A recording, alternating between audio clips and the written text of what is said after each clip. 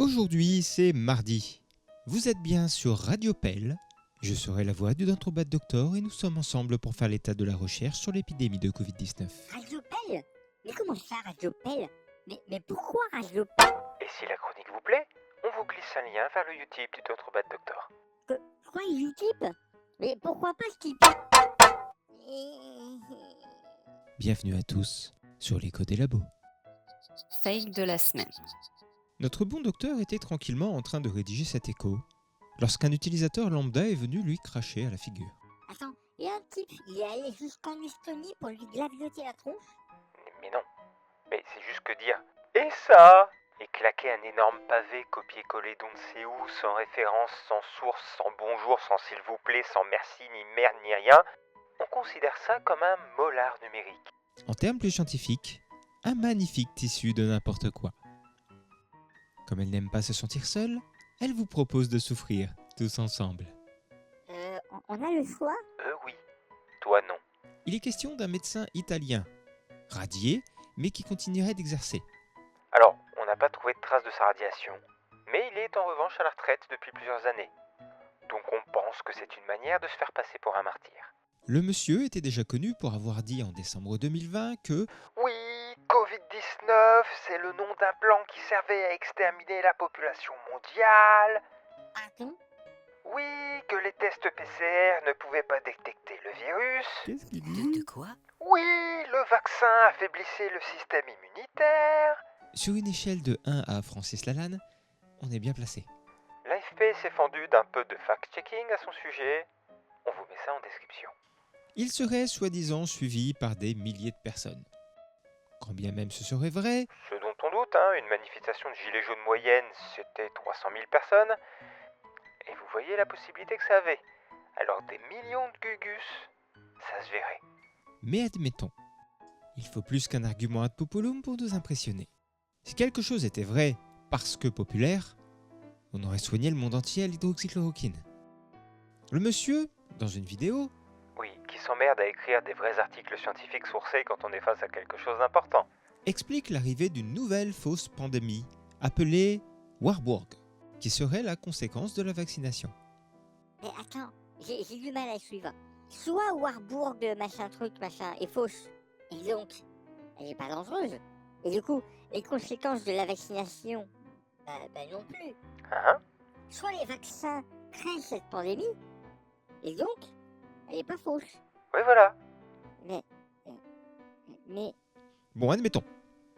Le conseil du monsieur est donc de ne pas aller travailler, d'utiliser vos économies pour ne pas aller travailler, de ne pas envoyer les enfants à l'école parce que c'est pas grave s'ils perdent une année, Parce que le masque affaiblit l'hippocampe et l'hypothalamus. c'est parce que les gens, ils jettent les masques dans la rue, et donc ça tombe dans les rivières, et ça affaiblit les gros hippopotamus Non, l'hypothalamus c'est dans ta tête, Kiki. dans ma tête. Et tu vas dire que l'hippocampe, il vit pas dans la mer, c'est ça? Revenons à notre médecin italien. Est-ce qu'il a des sources? Que pouic. Pour info, il s'agit de deux zones du cerveau impliquées respectivement dans la mémoire et le repérage dans l'espace et dans la régulation du système endocrinien. Si ce qu'il dit était vrai, les gens seraient perdus dans les rues en pleine crise d'hyperthyroïdie, par milliers. Bon, c'est pas le cas. Puis il annonce que ils vont tuer 88% du peuple. Et là, il faut que je vous raconte une petite histoire. L'histoire d'une pandémie qui a tué moins que 88%, Ouais, c'est déjà pas mal, hein. puisque près de la moitié de l'Europe y est passée. La peste noire. Et vous savez quelles conséquences ça a eu sur le peuple en France? La quasi-disparition du servage. Entre autres choses. Il n'y avait plus assez de gens pour cultiver les terres, du coup les paysans se sont retrouvés en position de force pour négocier leurs conditions de travail. Donc si ils, ce sont les riches et puissants, c'est la plus mauvaise idée du monde, à moins qu'ils soient prêts à aller eux-mêmes cultiver leurs patates. Puis, le monsieur dit qu'il avertit le gouvernement italien de l'arrivée d'une nouvelle fausse pandémie appelée Marburg. Mais juste avant, c'était pas Warburg? Si. Si. Mais admettons. Bien sûr, ça vient du vaccin. Il s'agirait d'une fièvre hémorragique, comme Ebola hautement létale, Ebola, selon les souches, c'est jusqu'à 50% de mortalité, même avec des soins adaptés. On a actuellement plus de 51 millions de vaccinés en France. Si on avait 25 millions de cadavres, Ça se saurait. Ces preuves, ce sont des images sur sa chaîne, des bons et mauvais globules rouges, donc une embolie diffuse. Une embolie, grossièrement, c'est un endroit du corps où un caillot se forme, empêchant le sang de s'écouler normalement. Une embolie diffuse, dans tout le corps, ça n'existe pas. Ou alors uniquement lors de la morsure de certains serpents, dont le venin rend le sang gélatineux. Mais là, vous vous en rendez compte assez vite. Bon, ensuite, il radote des trucs qu'il a déjà dit, puis explique enfin d'où vient le problème. L'ingrédient principal du vaccin serait la ricine. Bon, déjà, un petit tour des compositions en libre accès montre que c'est faux. Mais admettons qu'il nous mente là-dessus aussi. Et regardons ça de plus près. La ricine est effectivement très toxique, encore plus en injection ou inhalée.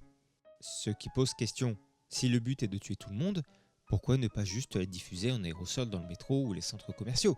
Pourquoi s'emmerder à convaincre les gens d'être vaccinés ? Ces effets sont une détresse respiratoire aiguë et un œdème pulmonaire, apparaissant dans les quelques heures et entraînant la mort sous 3 à 5 jours. Si ce que dit ce monsieur est vrai, les vaccinés seraient morts au bout de maximum 5 jours.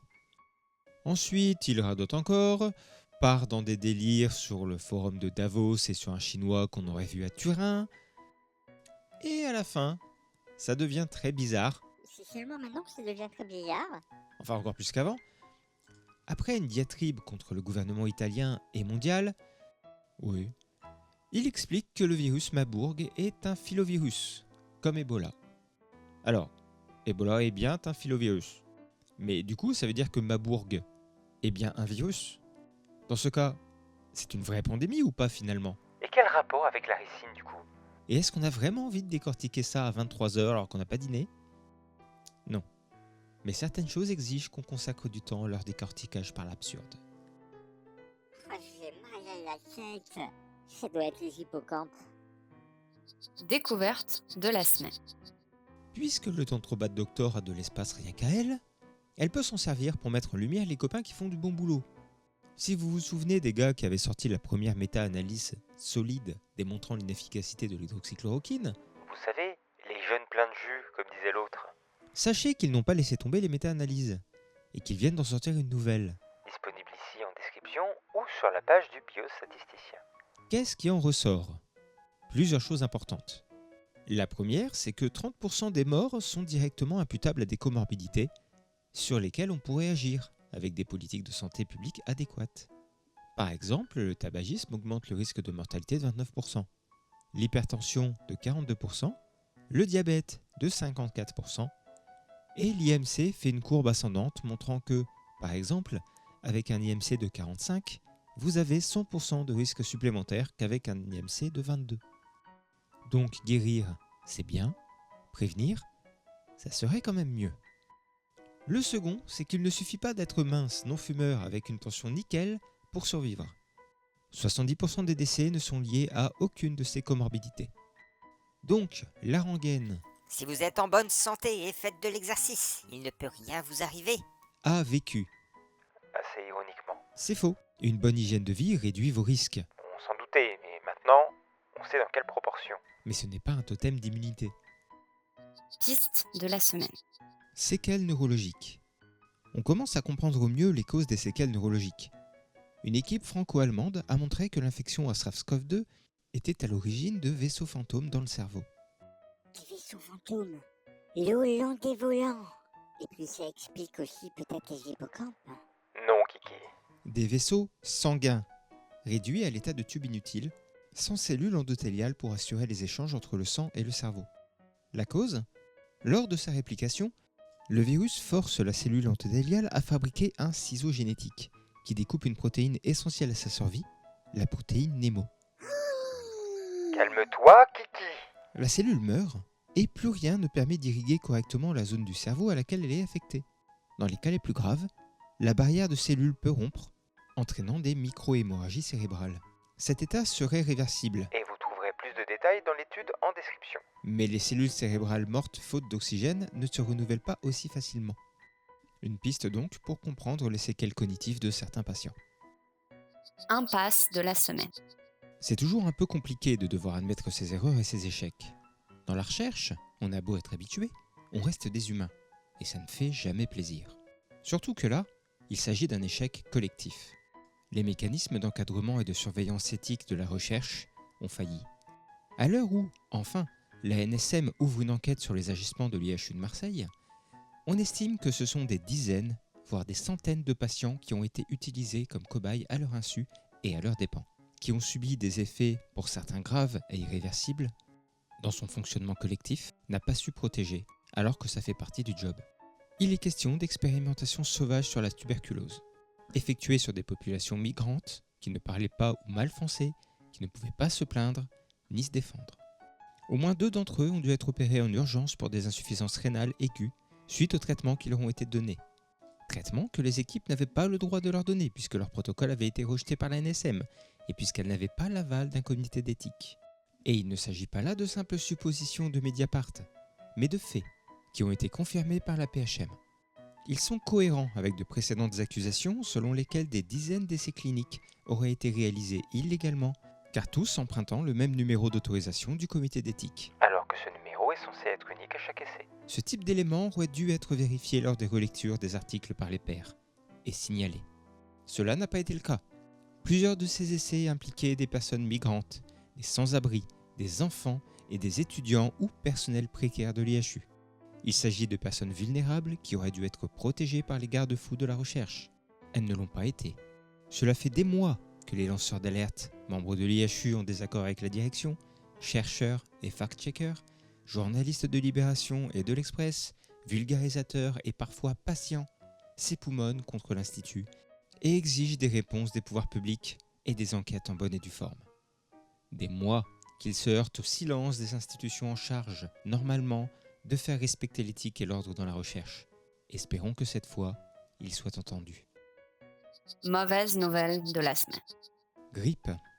Si l'hiver dernier a été riche en mesures barrières de toutes sortes, Nous offrons une des saisons les plus calmes jamais vues pour les bronchiolites, les gastro et la grippe. cette année ne semble pas tirer du même tonneau. Relâchement des mesures barrières, faible circulation du virus dans l'hémisphère sud, Qui est normalement le moyen de connaître les souches arrivant dans le nord. et surtout, forte suspicion de tomber sur la souche H3N2, connue pour être particulièrement résistante à la vaccination. Pour info, c'est la même famille que la grippe de Hong Kong. Et celle qui nous en avait déjà mis plein la tête à l'hiver 2017. Ça vous pose le personnage. Annonce un hiver bien plus difficile. Tom. La situation demeure compliquée dans les îles. Il faudra que l'on consacre une section plus grande à une analyse plus poussée de la situation. Mais entre les blocages des hôpitaux, les insultes racistes envers les soignants, la vaccination progresse difficilement et les chiffres repartent à la hausse. L'état d'urgence en Martinique est prolongé jusqu'au 31 décembre. Et le préfet y a déposé plainte pour incitation à la haine de la part des manifestants anti-vaccins.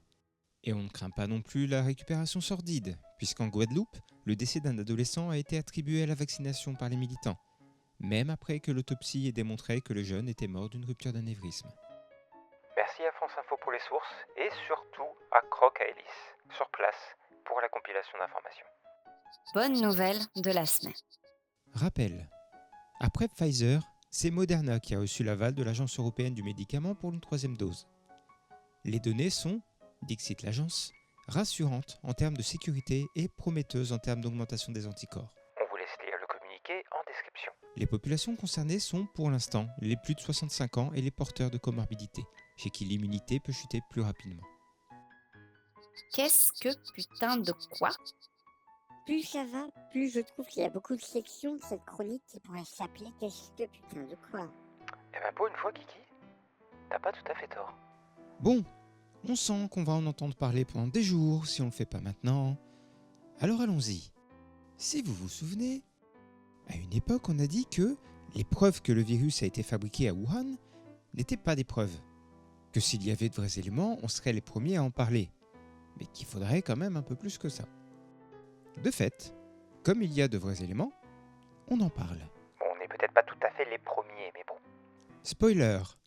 Non, on n'a toujours aucune preuve. Mais il y a des éléments qui méritent d'être discutés.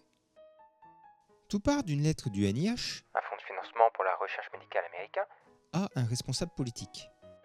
Donc déjà, ça, c'est une source sérieuse. Là, on est d'accord. On vous met le papier en description. La source parle d'un grave dysfonctionnement avec un projet de recherche sur les coronavirus. portée par un intermédiaire appelé EcoHealth et menée à Wuhan. La machine à emballement a été chargée, on peut y aller. Est-ce que Fauci a menti en disant que le NIH ne finançait aucun programme de recherche qui manipulait génétiquement des coronavirus ? Non, Fauci a dit la vérité. Ce genre de manipulation est explicitement interdite dans les protocoles de financement du NIH. Si cela arrive par accident, Comprendre si le virus étudié mute d'une façon non prévue, générant une plus grande contagiosité ou létalité, l'équipe de recherche doit avertir immédiatement le NIH. Pourquoi le NIH n'a rien fait ? Parce que EcoHealth a planqué les données intermédiaires. C'est lorsque le NIH a commencé à se douter de quelque chose et a sommé EcoHealth de fournir les données, ou il leur coupait les vivres, que le poteau rose a été dévoilé. Les données complètes doivent arriver lundi, sous peine de poursuite. lundi, donc hier, suivant la sortie de ce podcast, il sort le mardi, vous suivez ? Vous suivez. Est-ce que quelqu'un a menti dans l'histoire ? Oui, clairement. Le NIH doit être averti de tout gain de contagiosité supérieur à 10 fois la souche originelle. Or ici, on parle d'une augmentation entre 1000 et 10 000 fois. Il ne peut pas s'agir d'un accident. Le projet, soit d'EcoHealth, soit de l'équipe de Wuhan, Soit des deux. a donc toujours été de tromper le NIH. Dans le meilleur des cas, un seul ment et l'autre le couvre. Quelles conséquences pour les populations ? Concrètement, rien. Il s'agit de fautes déontologiques graves, mais aucun accident, aucune fuite, aucune contamination n'a été recensée. Est-ce la preuve que le SARS-CoV-2 a été fabriqué en laboratoire ? Non. La souche en question WIV-1, est beaucoup trop éloignée génétiquement pour être à l'origine de la pandémie. Ce serait comme trouver des gens qui ont manipulé la forme du nez des chats pour créer les persans et en conclure qu'ils sont à l'origine du carlin. Est-ce que c'est la preuve de quelque chose ? Oui. Que la Chine ne s'embarrasse absolument pas des règles internationales de la recherche. Y avait-il besoin de preuves ? On parle du pays qui ne s'embarrasse déjà pas des droits de l'homme. Il y a encore des gens surpris. Finalement, le virus, il est fabriqué en laboratoire ou pas ? On n'a toujours aucune preuve pour étayer cette hypothèse. Et d'autres sont toujours plus solides et plus documentés. Mais si un jour on apprend que c'est le cas, ce sera avec des vrais documents et des vraies preuves scientifiques. Pas avec des on-dit et des vagues bouts de dogs pas sourcés. Point méthode de la semaine. Trouver les réponses de la science à ces questions. Petit 1. Où chercher ? Suite à quelques échanges avec des contacts sur Facebook, le Dendrobat Doctor va entreprendre ici un petit guide en plusieurs étapes pour essayer de rendre les gens un peu plus comme vous et nous.